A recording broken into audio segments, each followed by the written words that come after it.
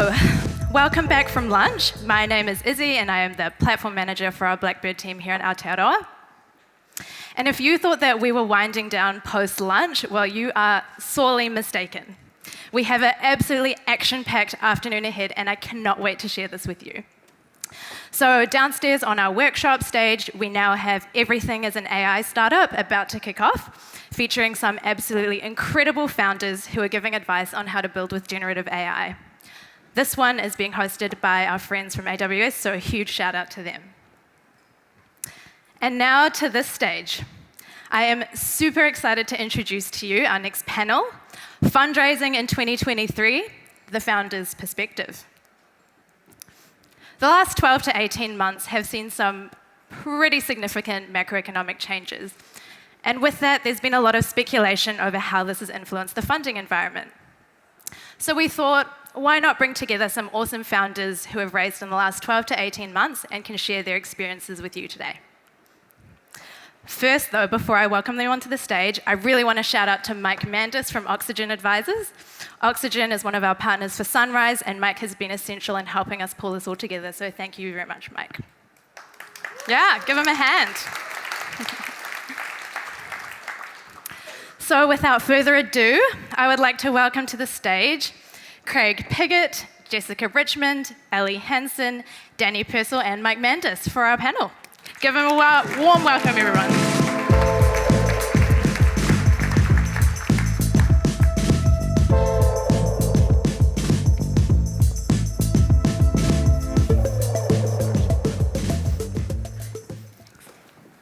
All right. Hello, everyone. I'm Mike Mandis from Oxygen Advisors, and welcome to our panel, Fundraising in 2023, the Founder's Perspective. As many of you out there will be well aware, the fundraising landscape has changed drastically over the last 12 months. And so that's why I'm thrilled to be moderating the panel here with these amazing founders to give you some insight into their own experiences, which I'm sure will help a lot of others on that journey. I'd like to kick off with some intros. As I said, I'm Mike, but in case you're not familiar with Oxygen Advisors, we support startups with our outsourced finance teams, everything from CFO, which is what I do, through to bookkeeping.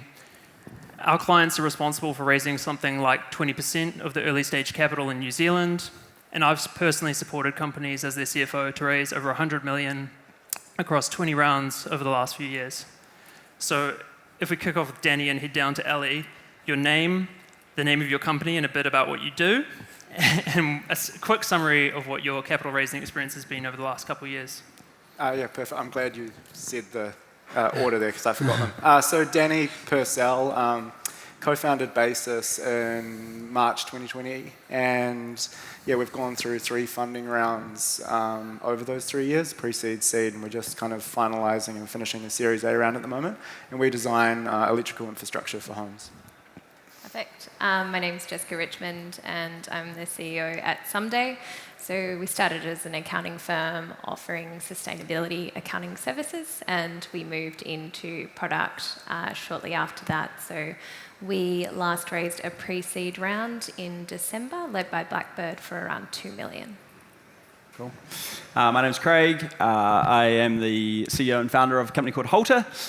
We help farmers to be more efficient, more sustainable. And our last round was, at the start of the year, we raised a Series C. It was 80 million led by Bessemer in the US. And I'm Ellie, and this is my first time here, so thank you for having me. I am a co-founder at Flouse. We are the world's first patented electric flosser that makes flossing as quick and easy as brushing your teeth. Over the last 18 months, we've raised $4 million across starting with a crowdfunding and then pre-seed and seed round. Awesome. Thanks so much, guys.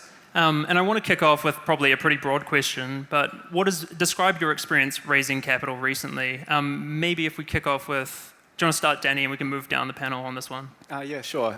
So we started fundraising around April-ish this year. All of our rounds have been kind of led or invested pretty heavily by our original investors, so it's been reasonably quick and simple for us to raise funds. And yeah, in the middle of closing a $35 million Series A at the moment, but we've really haven't had to go too external and haven't had to go through that journey like some of the other people's have up here today. Yeah. Awesome. Jess? Perfect. Well, we're babies, obviously, so we did a pre-seed in December, which was obviously quite a difficult time in the market more broadly, and I think it was an interesting experience for us. We come from an accounting background. One of my co-founders basically asks for a receipt every time we buy a pencil from Kmart. So we kind of have in our culture and our DNA this kind of process of bootstrapping an accounting firm for a couple of years prior.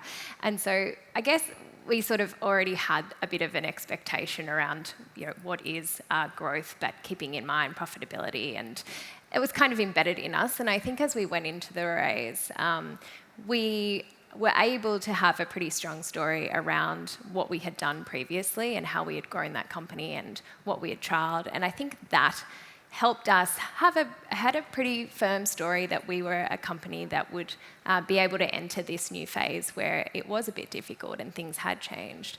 And so that meant that we were able to go in fairly efficiently. I think we started around October and we'd closed just before Christmas. And we were able to kind of have those conversations with some good traction and some good metrics behind us. And I think that's what made it, I guess, a good experience for us in what was a very difficult time. Awesome. Yeah, we've raised a few rounds of capital over our journey. We're probably the latest stage here. And so we've kind of watched it evolve over the years. We've done a mixture of internally led rounds and externally led rounds. Our most recent round was led, Bessemer was an external lead, so it was the first time they invested in Halter. And how's that process changed over the years? I think there's the high level, which we're kind of all aware of, a lot more focus on efficiency. It's not just growth at all costs. There's kind of a lot more, what are the fundamentals to the business? What does this look like? But I think that's kind of how it probably has always been if you just excluded the, the recent maybe 2021 kind of hype. So I don't know if it's too different in that sense. If you look at it over the long term, a lot of the metrics that they care about and look at, you should also care about because they're kind of fundamental to having a good business. So we found the process pretty straightforward in terms of just aligned a bit more with probably naturally how a lot of people would think about building a business. Cool. Yeah. So all of our raises have been based in the States. So this is kind of probably a little bit of a different perspective, although, Craig, you said you've been raising in the States as well recently.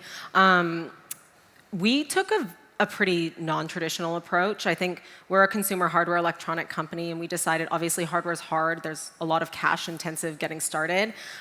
We weren't sure we were ready for institutional capital really early on, and we wanted to make sure that when we were ready, we would have the right partners at the right time when we were ready. And so we took a bit of a non-traditional approach in the last 18 months, and we actually really focused on small checks from angels and really taking like a safe, simple agreement for future equity approach to our fundraise instead of going straight to a more institutional raise. And that allowed us to kind of it was a bit of a double-edged sword for us because obviously it means you're like pitching a lot, which is very time-consuming and really takes you away from building the business. But it also meant that we kind of had smaller checks trickling in over time, which I think is a great kind of way to go early on because it keeps you really hungry and really focused on your cash and really focused on your runway and really across your growth trajectory and making sure that you know exactly where your low watermark line is on your cash and exactly how long you're going to need to kind of keep your model balanced. And so I think it was a very different approach, I think it seems from everyone up on this stage, but I think it was the right approach for us early on until we were ready then to go and seek our first institutional partners. And I think, the big difference was that we noticed moving from like 2021 to 2022 was that like, especially we had a very high hit rate in 2021. It was like pitch, cash. It was very,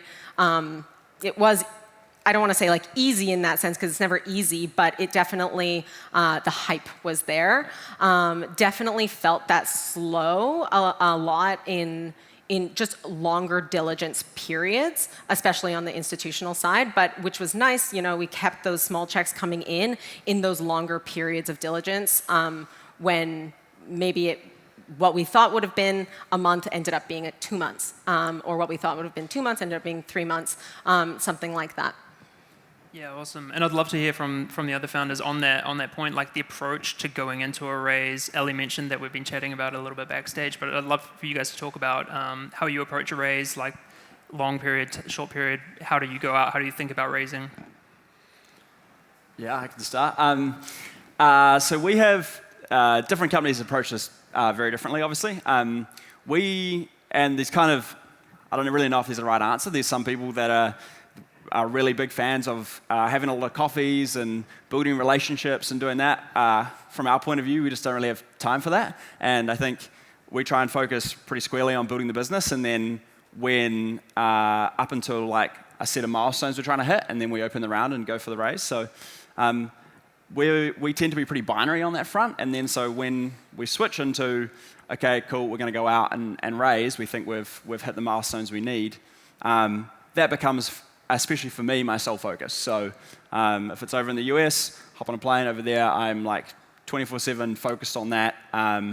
I think there was like a 3-week period, and then our diligence was, I think, about 6 weeks from term sheet to close, so relatively quick. I think speed is really important. Like, deals don't age well is probably the best mantra when you're in that phase. It's not going to get better on you, so you want to move as fast as you can. I think that's important, but definitely diligence is more thorough. These are way more questions.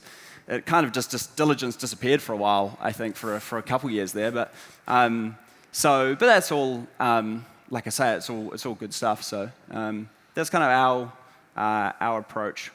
Cool. And Danny and Jess, are you on the Craig side of the fence or the Ellie side of the fence? How do you guys? We're pretty Craig, I would say.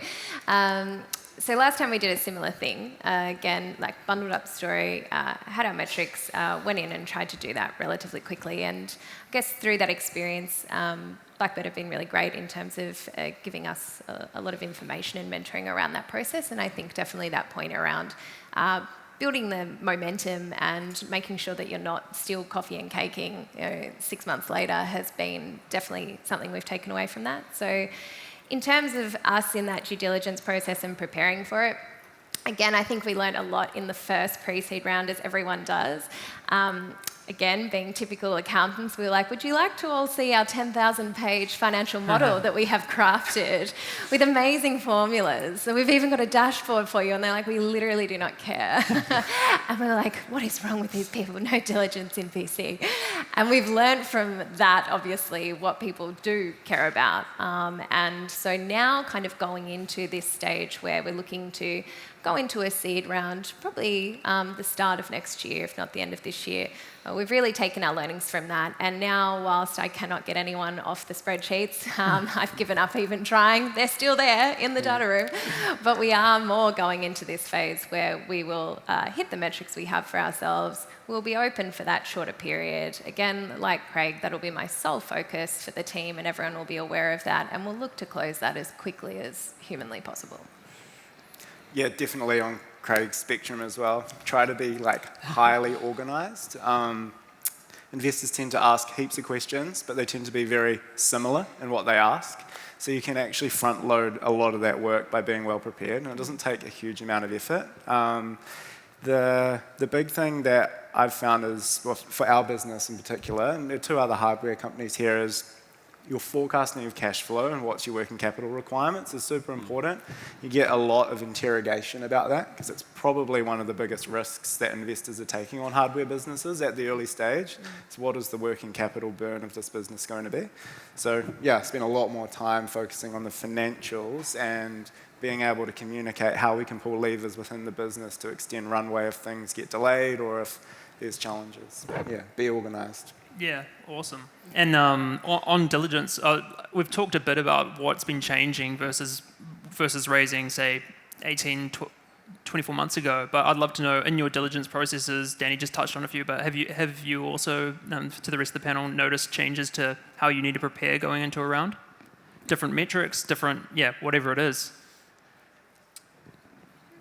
Sure. I have. I think that the shift, especially in 2023, focus cash flow, runway, profitability. I think the focus on that for us, especially, we're quite a bit earlier, in our life stage as a company, and I think that focus on burn is like huge. And I think we definitely noticed a shift away from a growth at all cost mentality, and away from obviously growth is still really important, but a shift towards like, when are we hitting profitability? When are we going to hit a positive EBITDA?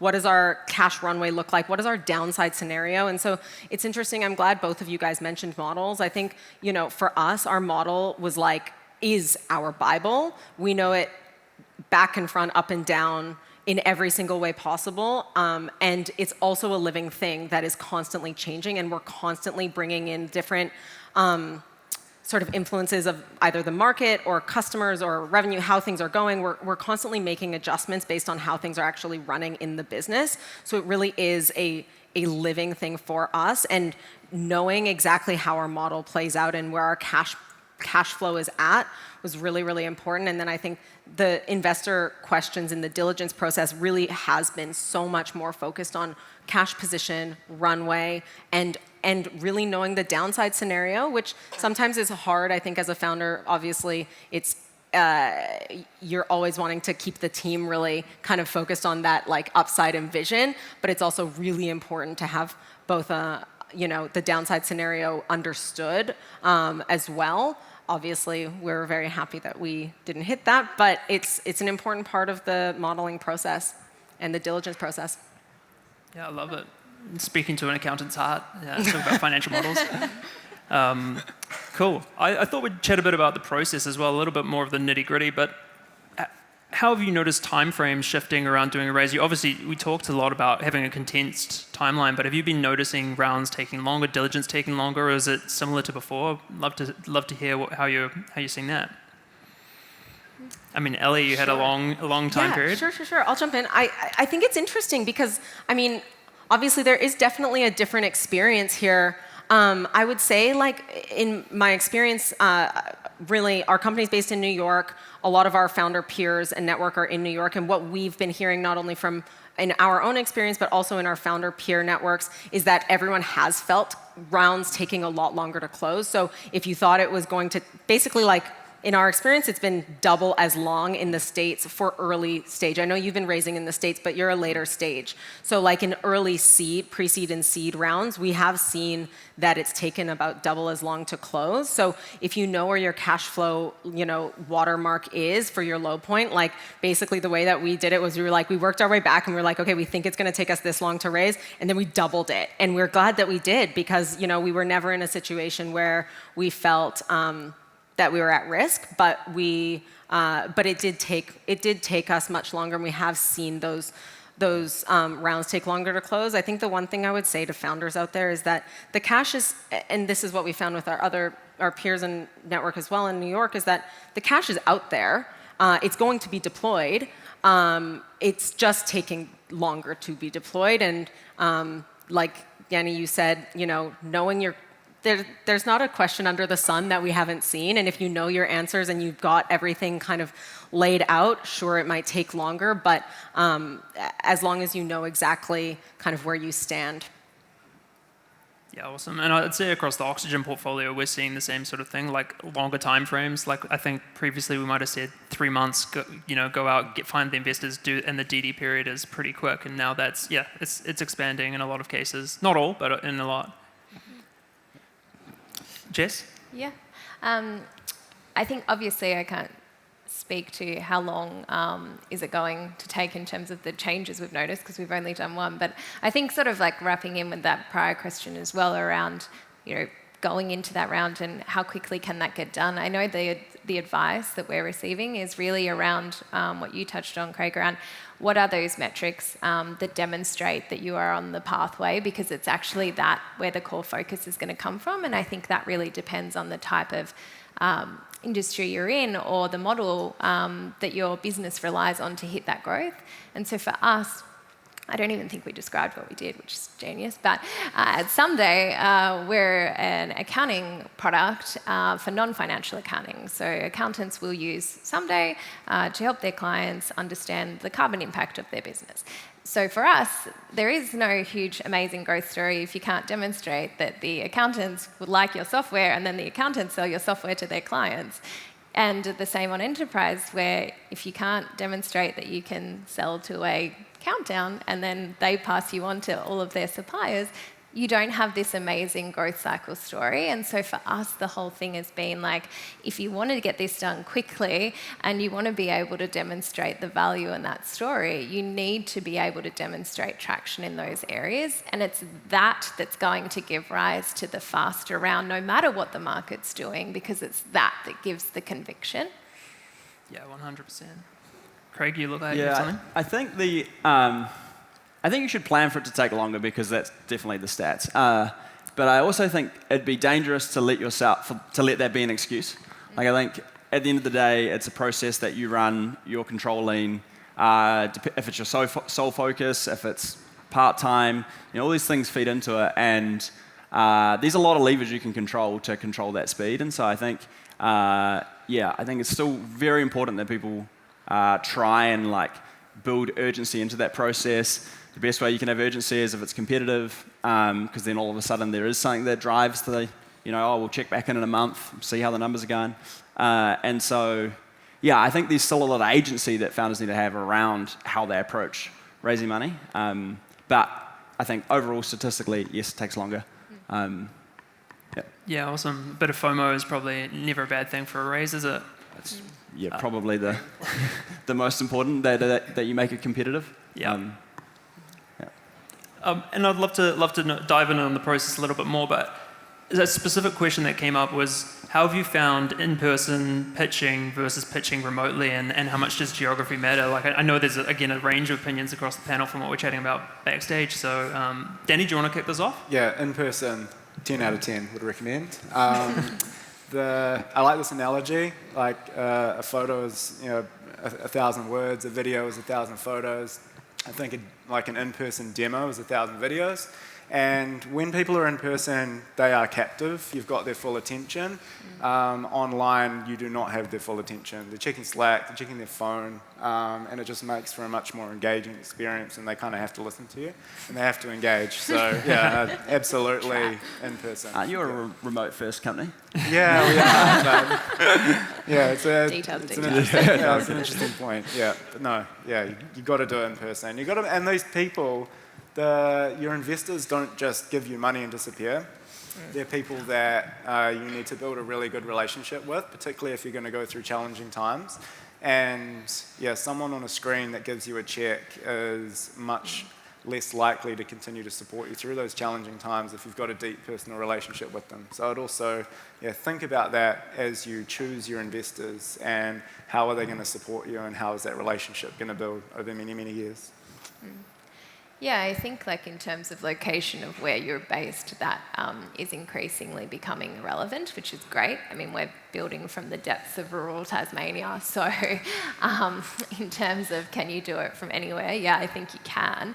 But I think there are limitations on that when it comes to the raising process. So we're certainly big believers of in-person, building that relationship, and as you touched on, the age old, you're getting married to this investor, you're going to marry someone you saw on a screen a couple of times. I'm not. So best to have that opportunity if it arises. I think there are ways where you can do it. Obviously, the whole world is moving to remote first, so it's certainly not a yes you can or no you can't. Of course you can, but in terms of what's preferable or what gives you the most confidence and comfort, for us, that's in person. Yeah, when we, to speak to maybe the geography part of that first, so when we first started raising capital, I distinctly remember in the US, I would have VCs say, well, if I can't come down the road and knock on your door, well then how can I add value? And we don't invest outside of the US, and so that was a really big barrier. I'd say that's completely flipped. Now, when you talk to VCs, it's almost like a a point of pride for some of them, like, oh, we invest globally, it doesn't matter if you're in Helsinki or in, like, anywhere. And so that's completely changed, which is great for all of us, this side of the world. On the remote in-person, again, I know that we're different on this, but you can do either. I would say when you're early stage, if you're targeting institutional capital, so much of that is about the team, the people. If you don't have metrics and growth and all this, you don't have data to prove your story. It is really you and your team and founder market fit and a lot of this stuff, and a lot of that is quite intangible. So I think if you can build good rapport in person, that is just invaluable. So that was how we started, and that's, for me, I've just lent on that the whole way through. For our last round, like the choice between doing it remotely or hopping on a plane, I'm like, I'll just hop on a plane. Anything I can stack into the column of potentially a benefit. And I was like the odd one out. I met with a lot of VCs that are like, wow, we haven't had an in-person pitch in all month. We're all like, and so, but that's fine. I think it's more memorable. You get to shake hands or, so really build connections. So I'm a big fan of in-person. Yeah, awesome. Yeah, for sure. I mean, I totally agree. I'm a huge fan of in-person. I think that the reality today is that, like, that's not always practical or on the table. I think, and I think that if you, look, I totally agree, especially early on, building that rapport, bringing the charisma, bringing the things to the room that you just don't get through a screen, incredibly important. Having said that, I think that the reality is that if you can't bring that charisma and that energy and, like, tell your story and get them excited through a Zoom or through the screen as well, I think that that's a skill that you have to hone and you have to bring. I think the reality is, early on, when we started our fundraising, it was still COVID. There were no in-person pitches. So we didn't really have the luxury of going and meeting a lot of these investors in person. And we were doing a hardware product explaining, like, an electric flosser on Zoom. Like, do you know how good we had to get at flossing on Zoom? It was, like, very awkward. Very, very awkward. But you know what? We got good at it. And it was practice. And then we made it to our benefit. And we, especially, you know, we could have a pitch with an investor in Austin and San Fran and LA and New York all in the same day. And to be honest, like, we really did see it as a benefit that way. And in the end, obviously, when we moved to more institutional and away from those, like, smaller check sizes where we were like, it was a numbers game, that's when we started to, yes, make the trip uptown to, Midtown Manhattan and go and see our institutional teams. And that was definitely important. Having said that, we also found a way to make it work. And, you know, being a consumer hardware product, we also would, like, you know, have moments of surprise and delight where we would know that we had a pitch coming up. We would pop one in the mail, have it sent to them. They wouldn't have opened it until they were, like, sitting there with us on the screen and playing with it. And we actually made an experiential moment out of that as well. And thought to ourselves, like, okay, well, if we can't be there in person, like, what can we do to actually make this work for us? And I think that you have to be good at it today, because there are going to be, especially early on, you're not going to always get the in-person time that you want, as much as valuable and amazing as it is. So you have to be able to bring that charisma through the screen. Yeah, I got a few things to maybe jump on that. One, making it memorable, however you do that, is so important. So that's, like, very key. And then I think, two, if you're doing, especially if you're raising a safe or you're raising from a lot of different people, then the logistics become, I think, very difficult to do in person. So that's, like, probably a consideration as well. And I definitely think the default these days is remote. The one last little thing I'll add is I found it incredibly useful from an urgency perspective when you can say, hey, I'm in town for 3 weeks. And you can kind of use that to drive urgency, I guess. And so that's maybe one other little thing which being there was helpful for. But I will say I did have a couple pitches where I'm, like, in my Airbnb in Silicon Valley, and they're, like, 10 minutes down the road at their house online. I'm like, come on. So yeah, there's definitely a strong remote piece strong there. Preference over there for sure. Yes, for sure. Yeah. Awesome. I love the idea of sending them a flosser as well. I guess it's a little bit maybe more difficult with Danny's product. It's a much bigger piece of hardware, but yeah, really awesome. Cool. I'd love to dive into that relationship piece. Danny talked about picking who you get into bed with or get married, I think Jess said. But yeah, how have your relationships with existing investors changed over the last 18 months? I'd love to hear a bit more about that. Danny, do you want to kick us off? You mentioned it's important. Yeah, I think our relationships with our investors have actually only got better over time. For my background, I used to work for an investment firm, and a lot of the angels that supported us, I had previous working relationships with. And I think might sound obvious, but the best way to build confidence and trust, being a founder now, is to set realistic milestones, hit them, and create the value accretion for your investors.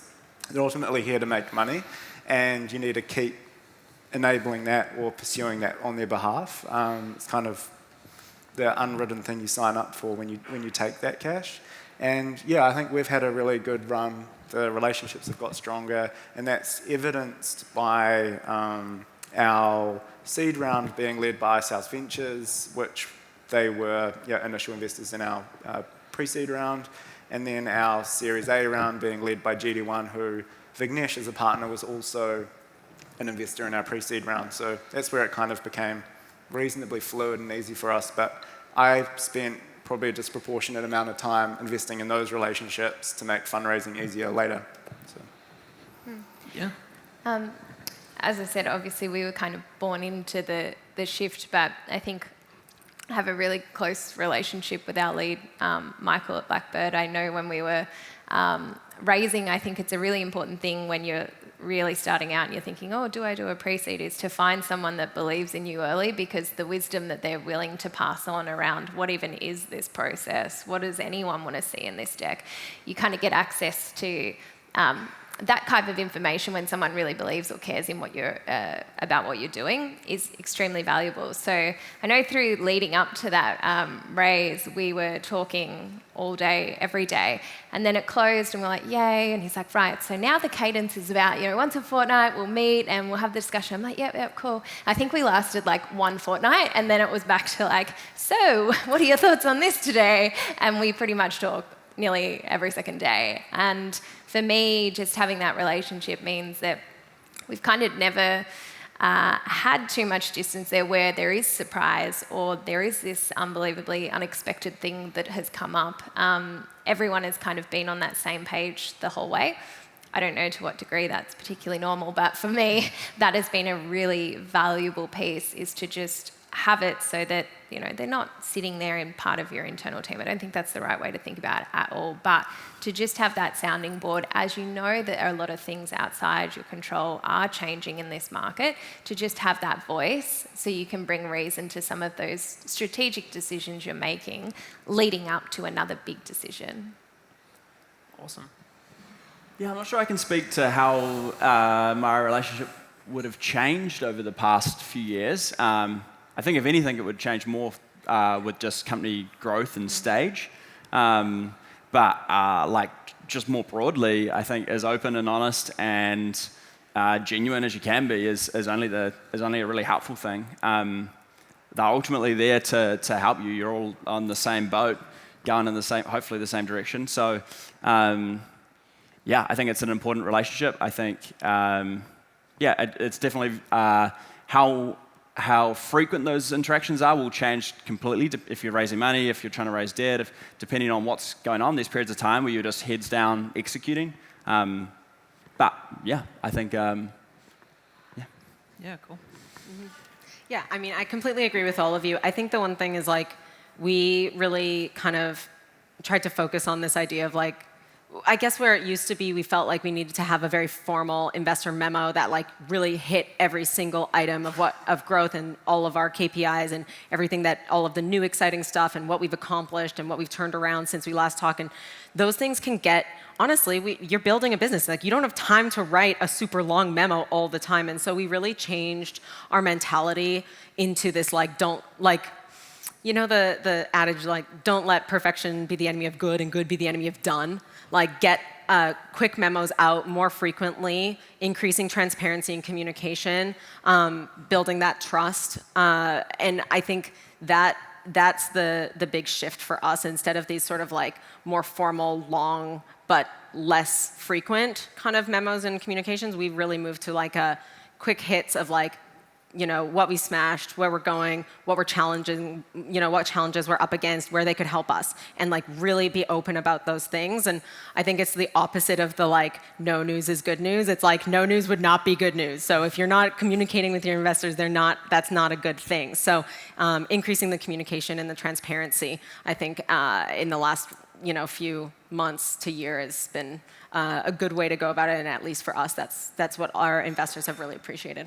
Yeah, awesome. And I couldn't agree more, like keeping in communication with them, but not letting it suck up becoming your job, right? Your job is being the founder. So you don't want it to be communicating with investors. I also love what Craig said about like everyone's objectives here are aligned, right? Everyone wants your company to do well, and I love when founders make asks of their investors in those updates.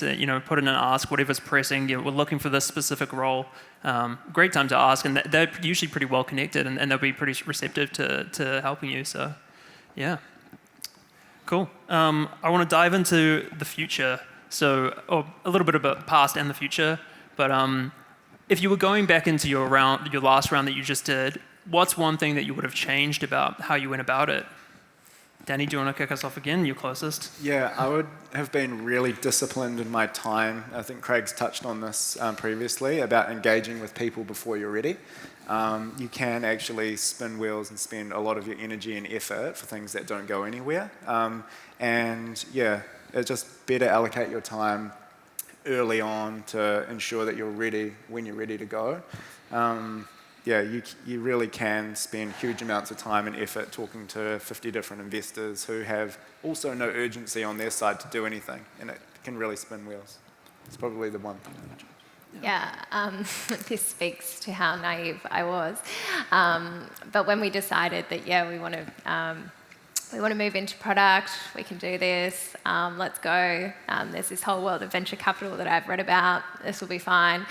I just started cold emailing our deck basically to all of the top institutional investors and had like 3 or 4 pitches basically, got through to that stage.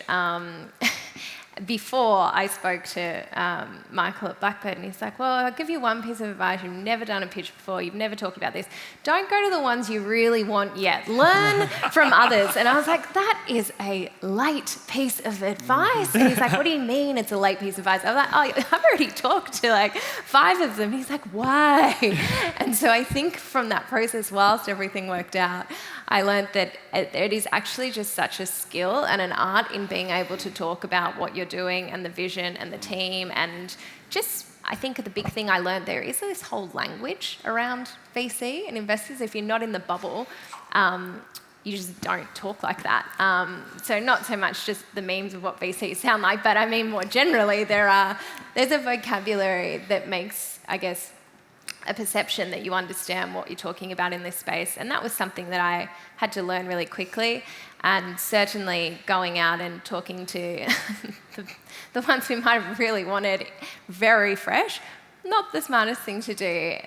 So having those conversations early and just practicing a bit more around what is this world, what do you need to hear, what does an investor want from us, probably would have been a smart thing to do, but managed.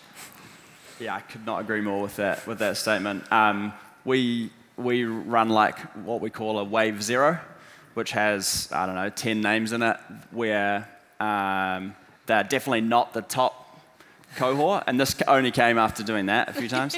And this is even now, like we've raised money maybe half a dozen times, and still every round you go out, you're at a different stage, there's different questions, the environment's different, and so after that first dozen or so, the questions start, you kind of know what the questions are going to be, you go away, you can like iterate on your story in the deck, and like, so you learn so much in that period before you start diving into who are like really the top ones on your list. So now in saying that, my learning for the last process was the way we staggered our like wave 0, 1, 2, 3, all the timing got a bit sideways on me, and it was really hard to, you have all these deals at different stages and you're trying to converge them, and that was, if I had it again, I'd probably restructure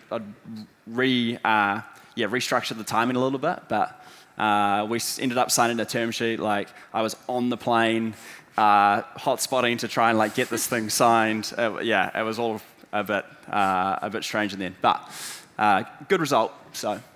Yeah. Awesome. Yeah, I think two things. One is a very functional one. It's that like, because we decided we weren't ready for institutional money early on, and we really wanted to kind of go this like angel safes route first. I wish someone had just like, told us about SPVs and the fact that, in terms of keeping your cap table clean, I think if I were to go and do that again, we would have set up an SPV early on, and just future institutional investors would have appreciated that, obviously, from keeping a cap table clean perspective, and so that now it's something we'll have to go and kind of clean up later, which is always a pain, but not impossible. So just a really functional piece is like know your instruments and the different ways that you can go about it if you're going to do a non-traditional raise.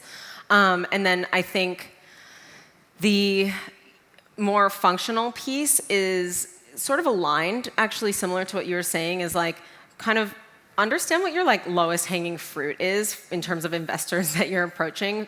Really do your own diligence in terms of getting to know who's out there, who's already investing in your space. Make sure you're speaking to investors who already have companies that look like you or sound like you or act like you in their portfolio, because they already have not only the familiarity with growing that kind of business and being your partner, but also the network and the ecosystem around them. And your investors really should be your greatest evangelists, and really should be, once they are your partner, and once you do make that marriage and you do get in, get in partnership together, they should absolutely be that evangelist, either opening their network or helping or supporting in that way. And if they're not, I think that's a red flag.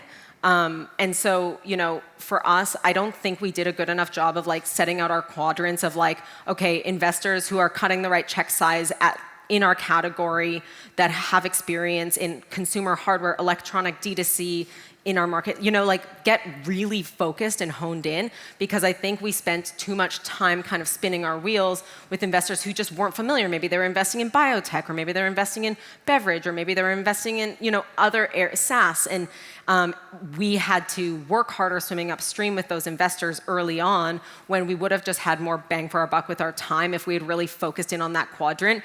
Because then once those investors are your partner, then their network opens up to you, their ecosystem opens up to you, and you just get way further with way less effort and time spent, which ultimately is aligned with what they want you. They want you building the business. They don't want you out there fundraising all of your time. So I think just more legwork up front of knowing who you're going to approach when and why, and the fact that these investors are already working in your wheelhouse, because that will get you way further than swimming upstream and trying to convince a really heavy SaaS investor to like invest in a flossing device.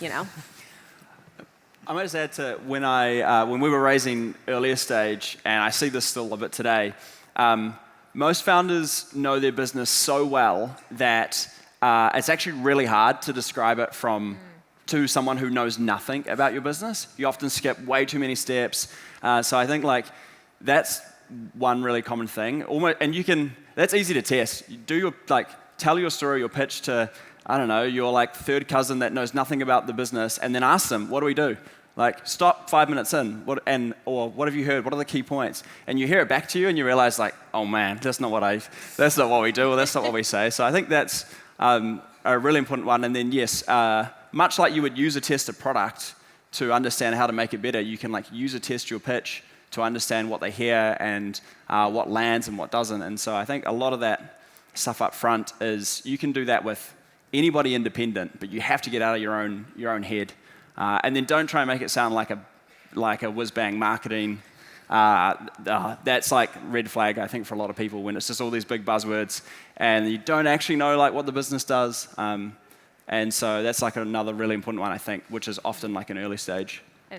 The deck is so hard. Like, I was nearly reduced to tears on the amount of times we iterated on that for exactly the same reason, where I'm like, this is a beautiful deck, and anyone that reads this will understand what we do. And I would send it through, And he'd be like, yeah, but what's the real problem you're solving? Really not screaming in the face. And so the next day he's like, climate change will kill us all. And he's like, that's not what I meant. Go back to the actual purpose of the business. I'm like, oh my God, okay. So we did 100 iterations just to tell the story about a bloody accounting product, for God's sake. So if that process is painful to have the communication, I think I just learned that at the end of that, okay, I understand a lot more again about how to communicate in this space. Yeah, awesome. I think one of the most common pieces of feedback we give on pitch decks is to shorten it and to condense it and make it easy to follow. So I feel that. And just to touch on something Ellie said, she mentioned SPVs. In New Zealand, we've got a nominee structure. It's a similar kind of thing. But if you have a lot of shareholders, if you have 100 shareholders and most of them hold less than 2%, maybe they should all be grouped into one, makes making decisions a lot easier. You don't have to get everyone to sign everything. Cool. And I think we're running out of time, but one last question. So it's similar to the last one, so it might have a bit of overlap, but a piece of advice you'd give to a founder, maybe someone who's going out and raising their first seed round, what would your piece of advice be to that person? Do you want to start us off again, Danny? The one piece of advice that I would give to someone going and raising a seed round now is, I'd probably say perfect your story so it's really clear and easy to understand. Spend time doing that, practice with people you know, and it'll make your life a hell of a lot easier. You just need to focus on anything that can increase your conversion rates and get comfortable with a lot of people saying no to you. And yeah, just treat it like any sales process and but focus on your story. Try and get that really clear so it makes that conversion rate higher. Awesome. Jess? Yeah, I guess that's exactly what we're doing. And I think the main thing to get through in that story now as well is kind of coming into what is the real value to that customer of your product or whatever it is you're doing, and to really hone in on that with practical examples. What was life for this company before Sumday? What is life for this company after Sumday? What was the value that was experienced? Why did people sign up? I think often we go to the high level in these and go, oh, this was our ARR and this many people. But what was the quality of that ARR? Who believed in you to put their credit card details in? Why? What do you think that tells you about what's coming?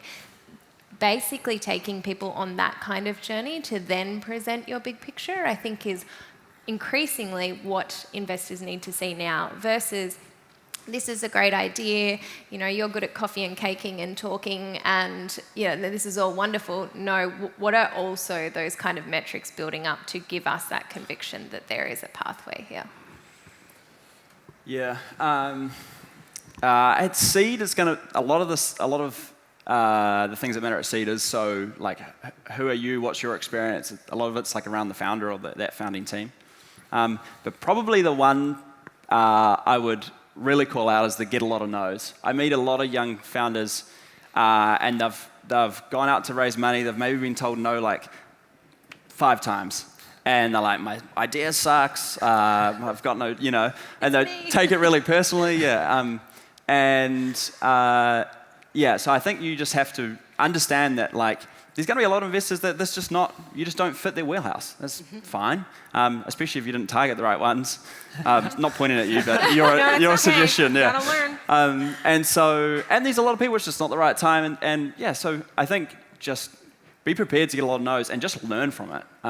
Really try and understand the themes and you might have to go away and work on some stuff, but also it could be just the way you're communicating it. It could be a whole lot of things. So.